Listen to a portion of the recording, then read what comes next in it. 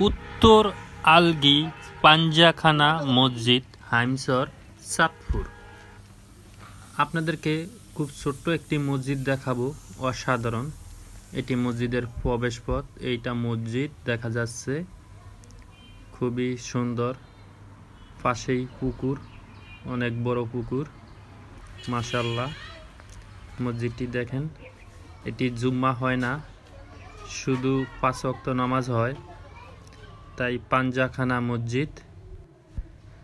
মসজিদটির ভিতরে দেখেন, পুরো মসজিদ টাইলস করা এবং গ্লাস করা, মাশাআল্লাহ। পরিবেশটা খুবই সুন্দর। আশা করি আপনাদের ভালো লাগবে। সবাই ভালো থাকবেন, সবার জন্য দোয়া। আসসালামু আলাইকুম।